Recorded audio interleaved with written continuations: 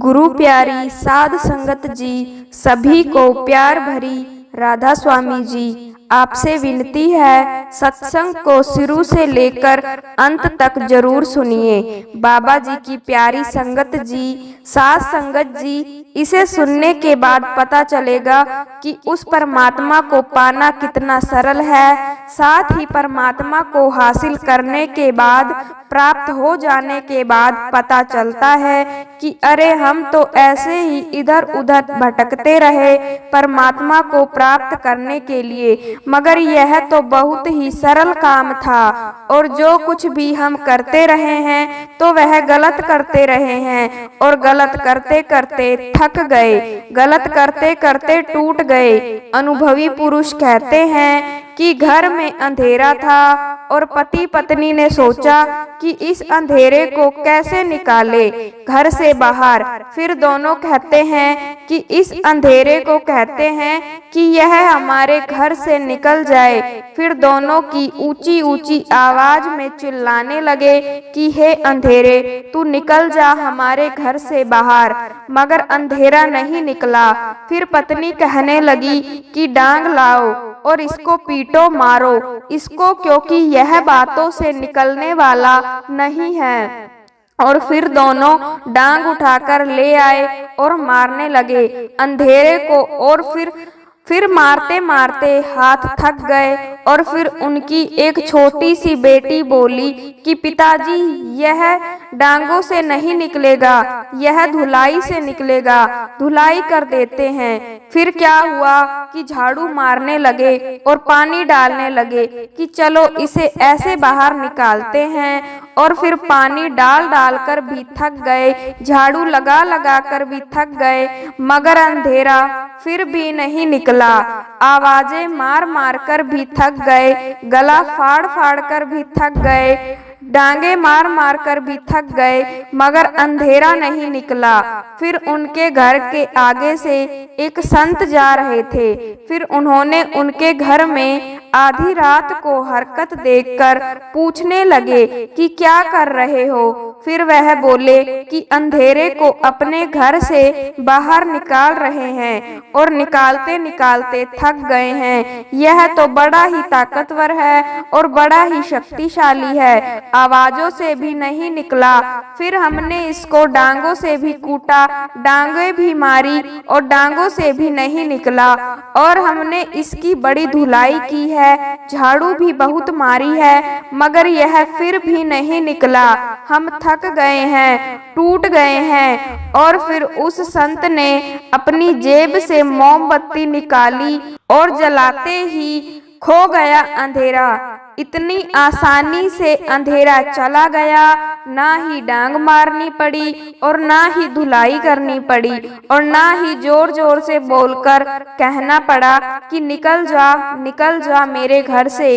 अंधेरा और अंधेरा तो चला गया। दीवा भले अंधेरा जाए, वेद पाठ पाप खाए। जैसे दीपक जलाने से अंधेरा चला जाता है, जैसे ज्ञान का पाठ करने से और परमात्मा के वह बोल जिसमें परमात्मा का नाम है, ज्ञान है, तो वह है उनके बोलने से, दोहराने से पाप चले जाते हैं, दुख चले जाते हैं। इसीलिए ध्यान से सुने कि दीवा भले अंधेरा जाए, वेद पाठ मत पापा खाए। ज्ञान से भरे हुए ग्रंथों का पाठ इस तरह से पापों को खा जाता है, जैसे जलता हुआ दीपक अंधेरे को खा जाता है।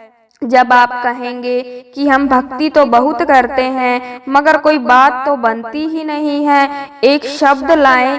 इसलिए सच्चे मन के साथ की तारों को उस परमात्मा के साथ जोड़कर भजन बंदगी करने से, सूर्य को जोड़कर नाम की भक्ति करने से, ऐसा करने से फिर कहीं जाकर हमारा काम बनता है, हमारी बात बनती है। बाती हो तेल हो फिर ही दीपक जलता है। अगर केवल बाती है तो भी दीपक नहीं जलेगा, और अगर तेल ही है तो भी दीपक नहीं जलेगा। इसलिए दोनों का संयोग चाहिए, शब्द सूरत का संयोग चाहिए। और इसमें कई जन्म लग जाते हैं, बहुत समय लग जाता है, मगर काम तो केवल इतना है कि बुल्ला रब की पाना, इधर उठना इधर लाना। क्योंकि जिस दिन यह दीपक जल जाता है, यानी जब हमें सोझी आ जाती है, जब हम उस परमात्मा को पा लेते हैं, तो फिर हमारे मन से ख्याल आता है कि अरे हमने तो ऐसे ही समय बर्बाद कर दिया। यह तो इतना सरल काम था, इतना सरल और आसान काम है परमात्मा को, ईश्वर को प्राप्त करना। यह तो इतना सरल है, इसके जितना सरल तो और कोई काम नहीं है। और जितना मुश्किल है परमात्मा को प्राप्त करना, तो इतना मुश्किल काम भी कोई नहीं। दोनों बातें हैं, जब तक समझ नहीं आती है, जब तक जानकारी नहीं होती है, धर्म का ज्ञान नहीं होता है, बहुत ही मुश्किल है। गलती करते रहते हैं, क्यों?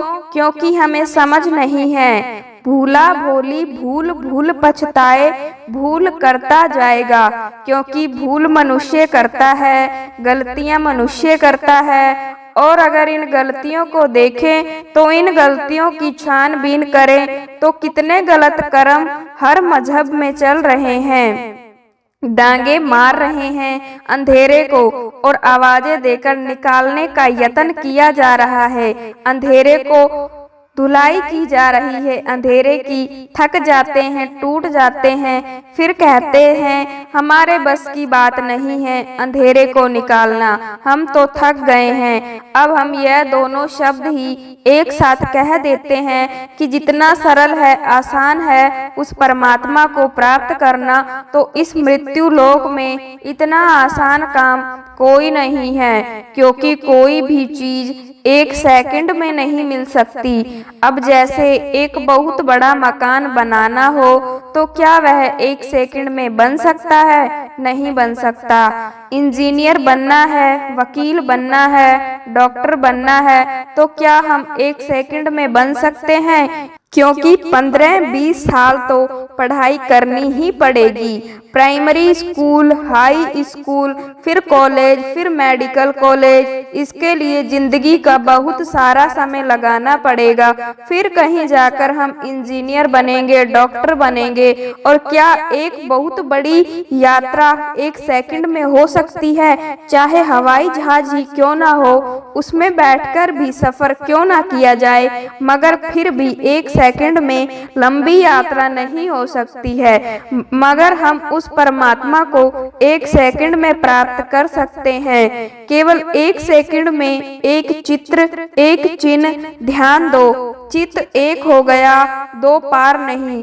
दो बार का मतलब है भूतकाल की यादों में, भविष्य की यादों में। ना भूतकाल की यादें, ना भविष्य काल की चिंता। मन एक हो गया, एक शब्द लाएं, यह प्राप्ति एक सेकंड में हो जाती है। अब आप खुद ही सोचें कि महाशक्ति, महा आनंद, महारस, जीवन का सार एक सेकंड में प्राप्त होता है। मन समय में भटकता रहता है, काल में भटकता रहता है, और पता ही नहीं कि कितने ही जन्मों से भटक रहा है, और बिल्कुल नहीं ठहरता। ना ही भक्ति करने में टिकता है, नाम का सिमरन करने में टिकता है, और ना ही सत्संग में टिकता है, ना ही दुकान में टिकता है, ना ही परिवार में टिकता है। हर वक्त दो फाड़ होता है, हर समय गुजरे हुए समय की यादों में चला जाता है, और आने वाले समय की चिंता में चला जाता है। क्योंकि इंसान का माथा बता देता है, माथे से पता चल जाता है कि अब यह चिंता कर रहा है,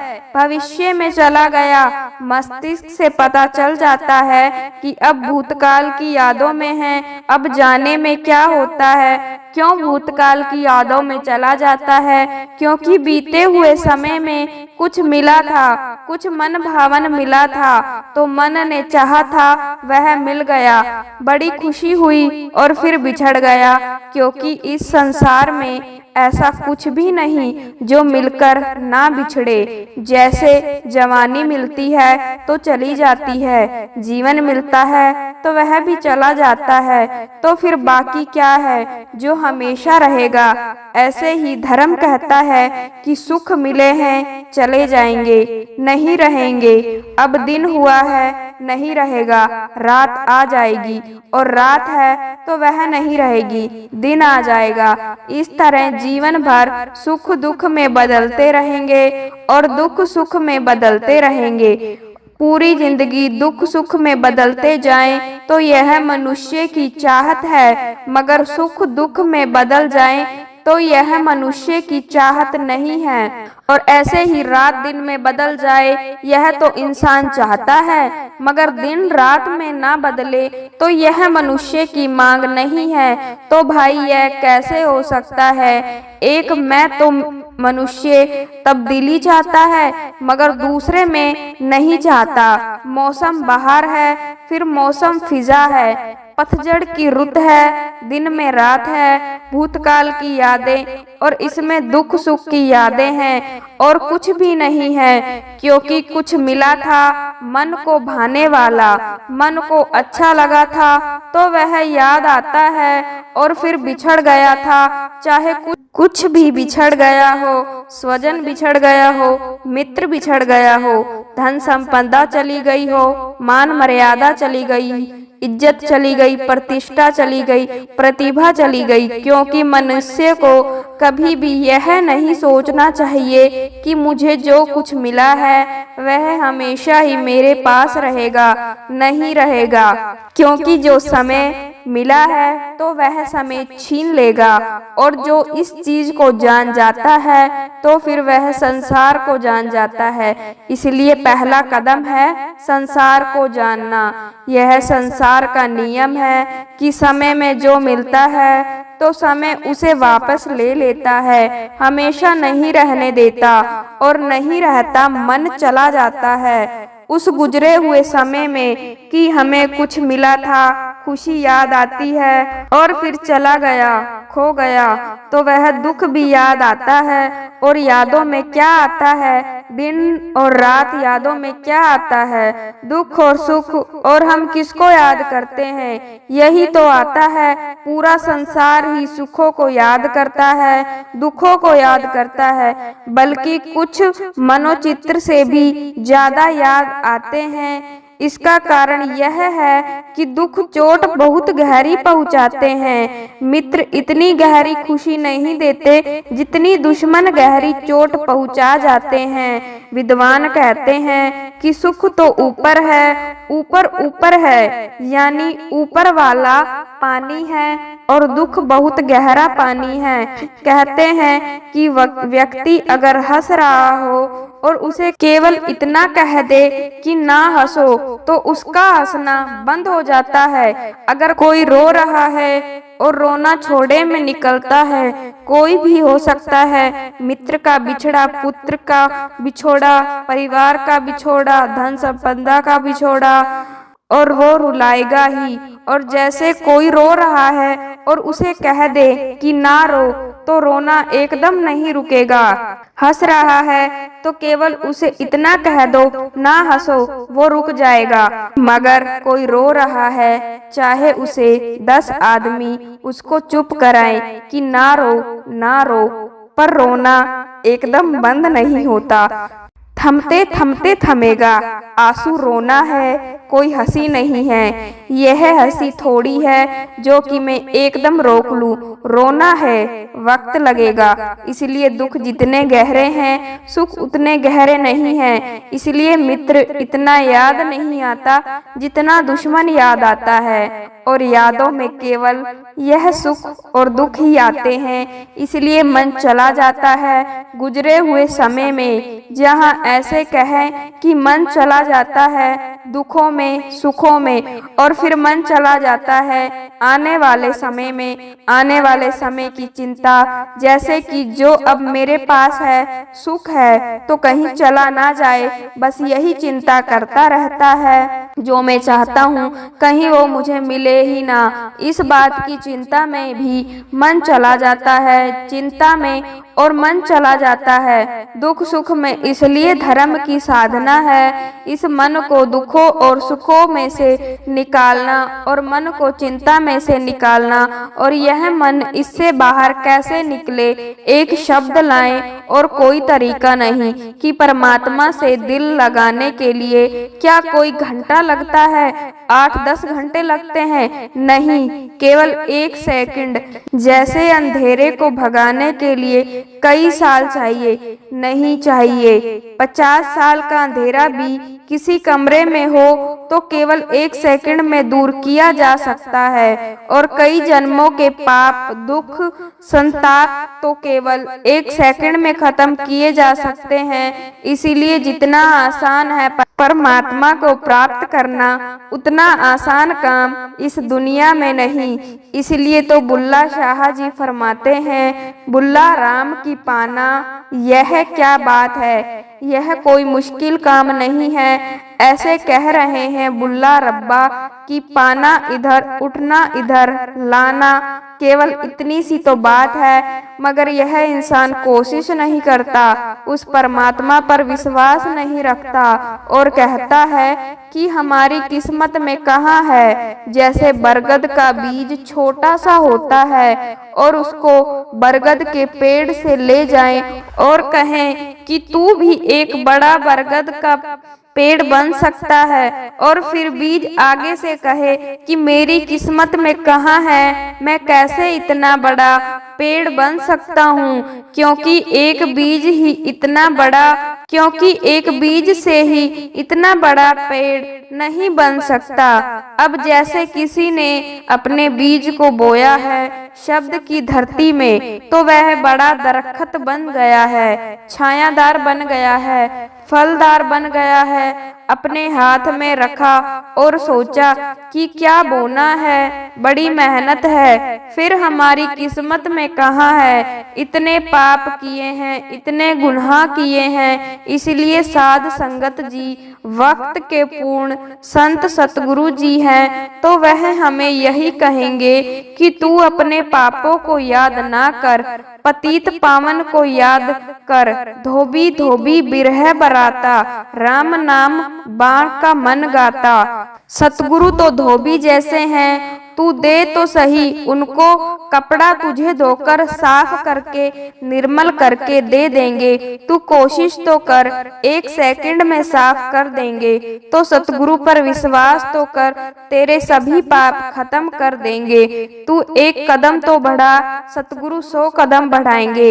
इसलिए कोशिश कर, यह एक बार करके तो देख, फिर पता चलेगा कि उस परमात्मा को पाना कितना आसान काम है। मन के अंदर जो विचार चलते रहते हैं तो उनको कैसे निकाले, मन को खाली कैसे करें। अगर हमारा मन खाली हो जाए तो फिर हम उसमें ऐसे विचार डाल सकते हैं जिसके हम अपने मन की बकबक को शांत कर सकते हैं। क्योंकि जो विचारों का तूफान हमारे मन में चलता रहता है तो उन्हें हम बहुत अच्छी तरह से रोक सकते हैं। और अगर एक बार मन की बकबक रुक जाए तो फिर हम मन से जो चाहे वही करवा सकते हैं। इसलिए अगर आप मन की बकबक को शांत करना चाहते हैं तो फिर आप इस कथा को आखिर तक जरूर सुने। तो आइए शुरू करते हैं। एक गांव में एक नौजवान लड़का रहता था और उसका नाम रतन था। मगर उसे एक परेशानी थी। उसकी समस्या यह थी कि उसका मन हर समय भटकता रहता था और उसने मन में हर समय ही कोई न कोई नकारात्मक विचार चलते ही रहते थे। उसका मन कभी शांत होता ही नहीं था। वह जब भी सोचता कि मैं यह करूं तो वह कुछ अलग ही हो जाता था। कभी वह अपने अतीत के बारे में सोचकर दुखी हो जाता था, कि आखिर मैंने उस काम को कैसे कर दिया होता, उस काम को वैसे ही कर दिया होता, या फिर अपने भविष्य के बारे में सोचकर दुखी होता रहता था और डरता भी रहता था कि कहीं भविष्य में ऐसा ना हो जाए, कहीं वैसा ना हो जाए, कहीं मैं असफल हो गया तो क्या होगा, अगर मुझसे कोई गलती हो गई तो फिर लोग मेरा मजाक उड़ाने लग जाएंगे। और ऐसे ही कई नकारात्मक विचार उसके मन में हमेशा ही आते रहते थे। रतन हमेशा ही अपने इन नेगेटिव विचारों में खोया रहता था और वह अपने इन विचारों से मुक्ति भी पाना चाहता था। वह चाहता था कि उसके मन में कोई भी फालतू विचार ना आए, मगर हर समय उसके मन में यह विचार आते ही रहते थे और इसलिए वह अपने जीवन से बहुत ही ज्यादा दुखी था। तो फिर उसको किसी ने बताया कि अपने गांव से कुछ दूरी पर एक महात्मा जी रहते हैं और वह बहुत ही पहुँचे हुए हैं, वह तुम्हारी इस समस्या का हल जरूर निकाल देंगे।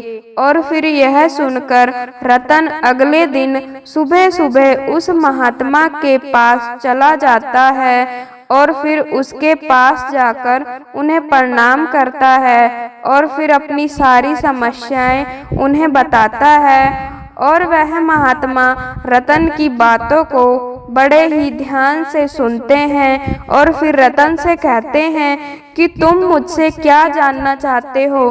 फिर यह सुनकर रतन कहता है कि हे गुरुदेव, मैं अपने मन को शांत व खाली करना चाहता हूँ। गुरुदेव, मैं आपसे यह जानना चाहता हूँ कि मन खाली और शांत कैसे करते हैं, क्योंकि मेरे मन में हमेशा कोई ना कोई विचार आते जाते रहते हैं और मेरा ध्यान एक जगह नहीं टिकता, जिसके कारण मैं दुखी और बहुत ज़्यादा परेशान रहता हूँ। मेरे मन में हजारों ही नेगेटिव विचार चलते रहते हैं, तो गुरुदेव आप ही मेरी इस समस्या का हल करें। फिर उस महात्मा ने कहा कि किसी समस्या का हल तभी किया जाता है जब हम उस समस्या की जड़ तक पहुँच जाते हैं, समस्या को ठीक से समझ जाते हैं और जान जाते हैं। आगे महात्मा फरमाते हैं कि तुम जिस मन को खाली करना चाहते हो, तो क्या तुमने उस मन को कभी थोड़ा बहुत भी समझा है या जाना है। फिर यह सुनकर रतन बोला कि गुरुदेव, मैंने अपने मन को जानने की बहुत कोशिश की थी, मगर मैं जितना इसके बारे में जानने की कोशिश करता हूँ तो मेरा मन उतना ही रहस्यमय हो जाता है। फिर उस महात्मा ने रतन को कहा, एक घड़ा दिया और कहा कि जाओ और इस घड़े के अंदर छोटे छोटे पत्थर भरकर ले आओ। और फिर वह लड़का वहां से गया और घड़े में छोटे छोटे पत्थर भरकर महात्मा के पास आया और उस घड़े को महात्मा के पास रख दिया। फिर महात्मा ने उस लड़के से कहा कि इस घड़े को तुम अपना मन समझो और इस घड़े में भरे पत्थरों को अपने विचार समझो और अब इस घड़े में और पत्थर डालो।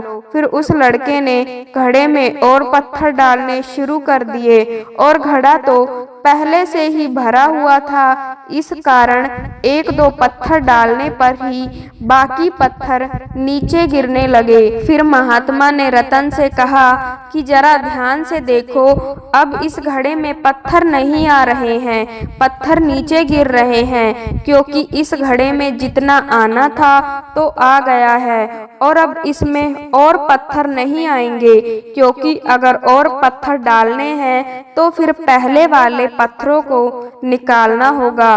फिर यह सुनकर रतन बोला कि गुरुदेव, मैं आपकी बातें समझ गया हूँ कि आप मुझे क्या कहना चाहते हैं, मुझे क्या समझाना चाहते हैं। हमें अपने मन को विचारों से ही खाली कर देना चाहिए। और फिर रतन की यह बात सुनकर महात्मा मुस्कुराए और कहा कि पहले मेरी पूरी बात तो सुन लो और उसके बाद मन को खाली कर लेना।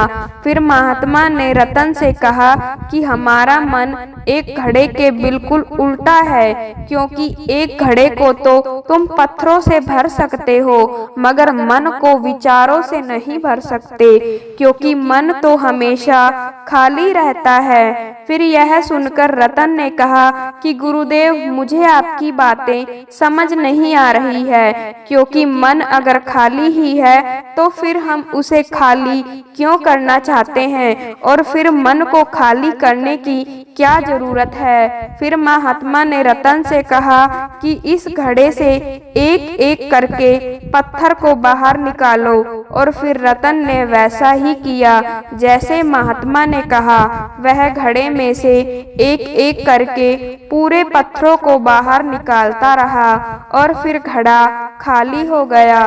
फिर महात्मा ने उससे कहा कि देखा, जब तुमने एक एक करके पत्थरों को बाहर निकाला तो यह घड़ा खाली हो गया, और अब तुम इसमें कोई भी पत्थर डाल सकते हो या फिर उन्हीं पत्थरों को दोबारा भी डाल सकते हो।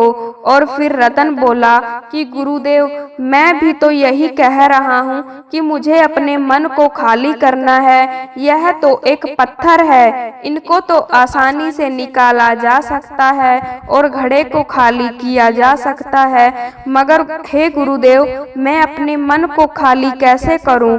फिर महात्मा ने कहा कि इस घड़े में एक पत्थर डालो और दो पत्थर निकालो। फिर यह सुनकर रतन ने कहा, गुरुदेव, यह कैसे हो सकता है, क्योंकि अगर इस घड़े में एक पत्थर है तो फिर एक ही पत्थर निकलेगा, दो कैसे निकल सकते हैं? फिर महात्मा बोले कि ऐसा नहीं हो सकता है, मगर ऐसा ही करो कि इस घड़े में दो पत्थर डालो और चार निकालो। फिर रतन बोला कि महाराज, ऐसे कैसे हो सकता है, क्योंकि यह कोई चमत्कारी घड़ा तो है नहीं कि एक डालेंगे तो दो निकल आएंगे और दो डालेंगे तो चार निकल आएंगे।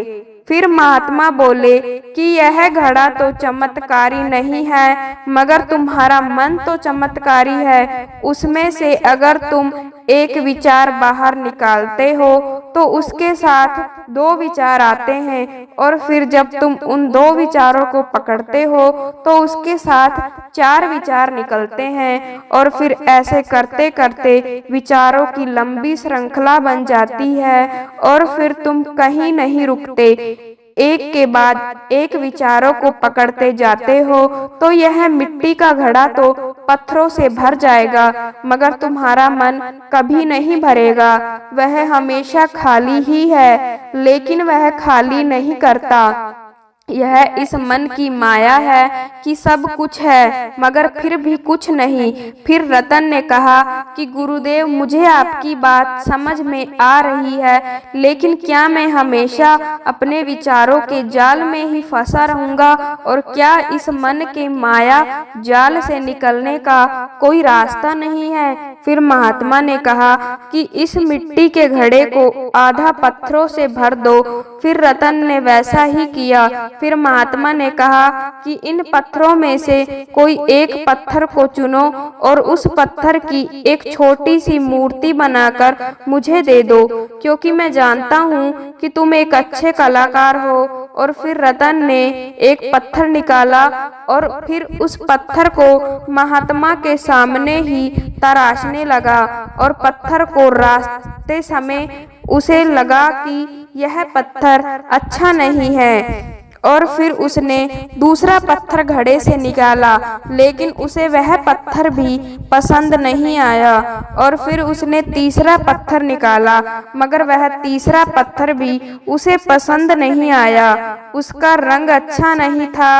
और ऐसा करते करते रतन ने सभी पत्थरों को बाहर निकाल दिया, और रतन को ऐसा करते हुए देखकर महात्मा बड़े ही ध्यान से देख रहे थे। फिर महात्मा ने उससे कहा कि जो तुमने सबसे पहले पत्थर निकाला था, तो उस पत्थर को यह समझकर तराश दो कि इस पत्थर के बाद तुम्हारे पास कोई और पत्थर नहीं है, केवल यही पत्थर है तुम्हारे पास। फिर रतन ने वैसा ही किया, उसी एक पत्थर को लेकर तराशना शुरू कर दिया और फिर उसने उस पत्थर से एक बहुत ही सुंदर मूर्ति बनाई और उस महात्मा को पकड़ा दी और फिर महात्मा से कहा कि गुरुदेव, इस पत्थर से इतनी सुंदर मूर्ति बन सकती थी, मैं तो यह सोच भी नहीं सकता था। फिर रतन की बात सुनकर महात्मा बोले कि जब तुम्हारे पास दूसरा कोई और विकल्प नहीं होता तो फिर हम उस विकल्प में ही संपूर्ण ऊर्जा लगा देते हैं और उसी को सबसे बेहतर बना देते हैं। और जब हमारे पास कई सारे विकल्प होते हैं तो फिर हम पत्थर चुनते भी नहीं और मूर्ति बनती भी नहीं, और हमारा मन भी एक विचार के पीछे हजारों विकल्प खोलकर रख देता है और फिर एक मुख्य विचार को छोड़कर उन हजारों फालतू के विचारों में हम उलझकर रह जाते हैं। फिर रतन बोला कि गुरुदेव, मुझे आपकी बातें बहुत अच्छे से समझ में आ गई है, मगर अब मुझे क्या करना चाहिए, कृपा करके मुझे बताएं, मेरा मार्गदर्शन करें। फिर महात्मा बोले कि मन को खाली करना, साफ करना 1-2 दिन का काम नहीं है, यह बहुत लंबी प्रक्रिया है, तो क्या तुम इसके लिए तैयार हो? फिर रतन बोला कि हाँ गुरुदेव, मैं तैयार हूँ। फिर महात्मा बोले कि मन को खाली और नकारात्मक विचारों से दूर रखने के 6 तरीके हैं। पहला तरीका कि ऐसे लोगों का साथ छोड़ देना चाहिए जो तुम्हें कमजोर, पिछड़ा हुआ, लक्ष्यहीन महसूस करवाते हैं, क्योंकि अक्सर ही हमारे पास ऐसे लोग होते हैं जो कि हमसे पद और दौलत में ऊपर होते हैं और इसी पद और धन के घमंड में वह अपने से नीचे लोगों को कुछ भी नहीं समझते। इसलिए ऐसे लोग से दूर ही रहना, क्योंकि ऐसे लोग अपने छोटे लोगों को हमेशा यही महसूस कराते हैं कि आप कितने छोटे हैं, और इसी कारण वह लोग अपने जीवन में कुछ बड़ा हासिल नहीं कर पाते। और इसके अलावा कई बार हमारे मित्र और घर के सदस्य भी ऐसे होते हैं जो कि हमेशा हमें छोटा महसूस कराते हैं, हमें नीचा दिखाने की कोशिश करते हैं, लोगों के सामने हमारा मजाक उड़ाते हैं। तो ऐसे लोगों से दूर ही रहना चाहिए। ऐसे लोगों के कारण तुम्हारे अंदर खुद की काबिलियत पर शक होना शुरू हो जाता है और तुम्हारे अंदर खुद के प्रति नकारात्मक भावनाएं पैदा हो जाती है, और फिर यह नकारात्मक विचार तुम्हें मानसिक तनाव और चिंता की ओर ले जाते हैं। फिर महात्मा ने दूसरा तरीका बताया कि तुम बहुत ही कम और चुनिंदा लोगों को अपना मित्र बनाओ, जिनसे तुम कुछ सीख सकते हो और जिनकी तुम इज्जत कर सकते हो और जो तुम्हारी भावनाओं को समझ सके और जिनकी सोच तुमसे मेल खाती हो, जो तुम्हें जीवन में आगे बढ़ने पर तुम्हारी सहायता करे, क्योंकि कहा जाता है कि जैसी संगत वैसी ही रंगत। फिर महात्मा ने तीसरा तरीका बताया कि तुम कभी भी अपना अतीत नहीं बदल सकते, मगर तुम अपना भविष्य जरूर बदल सकते हो। इसलिए तुम्हें पूरी तरह से वर्तमान में रहते हुए उन चीजों पर, कामों पर ध्यान देना चाहिए जो कि तुम्हारे नियंत्रण में हैं, जिन्हें तुम आज और अभी कर सकते हो। चौथा तरीका है कि तुम स्वस्थ और पौष्टिक भोजन खाओ, क्योंकि हमारा शरीर ऊर्जा से चलता है और हम वैसा खाना खाएंगे तो वैसी ही ऊर्जा हम शरीर को मिलेगी। क्योंकि अगर हमारा शरीर स्वस्थ नहीं है तो फिर हमारा मन भी स्वस्थ नहीं रहेगा, क्योंकि जब शरीर कमजोर और बीमार रहता है तो फिर मन में कई तरह के नकारात्मक विचार आते रहते हैं और स्वस्थ शरीर में स्वस्थ दिमाग का वास होता है।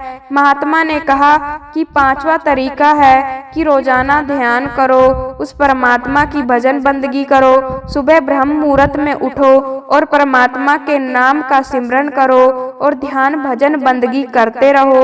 और सबसे अच्छा समय सुबह का है या फिर रात को सोने से पहले का समय बहुत अच्छा है। लेकिन अगर तुम्हें ध्यान में गहराई में उतरना है तो फिर सबसे अच्छा समय रात का ही होता है। और रात में सोने से पहले ध्यान करने से नींद में भी सुधार होता है और बहुत गहरी नींद आती है। और ध्यान करने के लिए तुम अपनी सांसों पर ध्यान केंद्रित करो या फिर तुम अपने मन में उठने वाले विचारों पर भी अपना ध्यान केंद्रित कर सकते हो, क्योंकि इस तरह करने से गहरे ध्यान में उतरा जा सकता है। और छठवां तरीका है कि तुम नई नई जगह पर घूम सकते हो, क्योंकि नई जगह पर जाने से ज्ञान की प्राप्ति के साथ मन को एक नयापन भी प्राप्त होता है।